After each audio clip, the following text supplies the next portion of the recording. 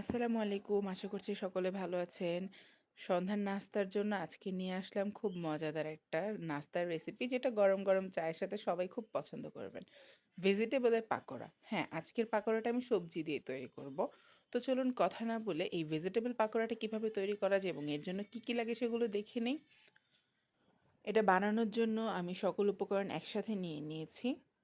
তো চলুন দেখে নিই এখানে কি কি ব্যবহার করা হয়েছে। বাঁধাকপি কুচি, দুটো ডিম, কলমি শাক, তারপরে নিয়েছি হাফ কাপ ধনিয়া পাতা, 1 কাপ ময়দা, 1 cup cornflour, 1 cup chicken powder, 1 table চামচ আদা রসুন বাটা। সাথে নিয়ে নিয়েছি 4টা আলু কুচি কুচি করে কেটে, হাফ কাপ কাঁচামরিচ, 1 কাপ পেঁয়াজ কুচি, স্বাদ বুঝে লবণ, 1.5 টেবিল চামচ মরিচের গুঁড়ো, 1 টেবিল চামচ হলুদের গুঁড়ো। এখন এই সব উপকরণ ধীরে ধীরে ভালো করে মেখে নিতে হবে। শুরুতেই দিয়ে দিয়েছি কাঁচামরিচ, পেঁয়াজ কুচি, সাথে দিব হলুদ, লবণ আর মরিচের গুঁড়ো।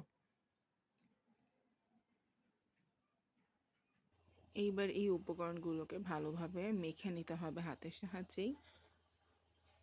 এখন আমি এর মধ্যে দিয়ে দিচ্ছি আলু কুচি, দিয়ে দিচ্ছি কলমি শাক কুচি। এখন এই আলু কুচি আর কলমি শাক কুচিটাকে আবারও ভালো করে মেখে নিতে হবে, যতক্ষণ না পর্যন্ত একটু নরম নরম লাগে, একটু চুপসে যায়। এরপর দিয়ে দিচ্ছি আদা রসুন বাটা, দিয়ে দিলাম ময়দা,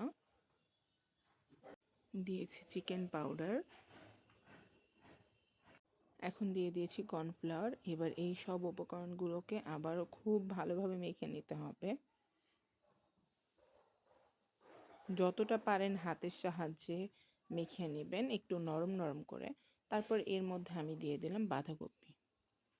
আমি কিন্তু সকল উপকরণগুলো ধীরে ধীরে দিয়েছি, চাইলে আপনারা একবারে দিয়েও সব মেখে নিতে পারেন, তবে আমার কাছে মনে হয় স্টেপ বাই স্টেপ দিলে মাখাটাও সুন্দর হবে আর বেশ ভালো করেও মাখা যাবে। দেখুন এই সব উপকরণগুলোকে মাখার পর কতটা চুপসে গেছে।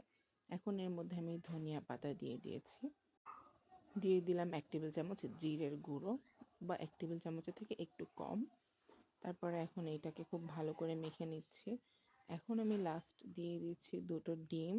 ডিমগুলো অবশ্যই রুম টেম্পারেচারে থাকতে হবে, ফ্রিজ থেকে ডিরেক্ট ঠান্ডা নামিয়ে দিবেন না।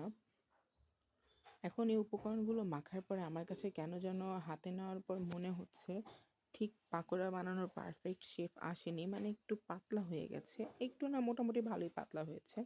তো এরপরে আমি এখানে 1 কাপ পরিমাণ চালের গুঁড়ো অ্যাড করে আবারও ভালো করে মেখে নিয়েছি। তারপরে পারফেক্টলি আমার পাকোড়ার শেপ আনতে পেরেছি। তো ওইটাকে খুব ভালো করে মেখে নেওয়ার পরে এখন আমি একটা ফ্রাই প্যানের মধ্যে তেল গরম হতে দিয়ে এরপর হাতের সাহায্যে পাকোড়া তৈরি করে গরম তেলের মধ্যে ছেড়ে দিচ্ছি। এটা ভাজার সময় চুলার আঁচটা মিডিয়াম রাখবেন, আর এভাবে উল্টে পাল্টে ব্রাউন কালার যখন হয়ে আসবে তখন এটাকে গরম গরম তেল থেকে নামিয়ে সার্ভ করে দিবেন। এটা খেতে এত মজার যে আমি আর দেরি না করে আপনাদের সঙ্গে রেসিপিটি শেয়ার করে দিলাম। আর এই তো আজকের আমার রেসিপির ভিডিওটি এই পর্যন্তই ছিল। আশা করছি রেসিপি এবং ভিডিওটি আপনাদের কাছে ভালো লেগেছে। যদি ভালো লেগে থাকে অবশ্যই লাইক এবং ফলো বাটনে ক্লিক করে আমার পাশে থাকবেন। সম্পূর্ণ ভিডিওটি দেখার জন্য সবাইকে ধন্যবাদ। আর অবশ্যই অবশ্যই একবার হলেও এই রেসিপিটি ট্রাই করবেন আর আমাকে জানাবেন কেমন লেগেছে খেতে।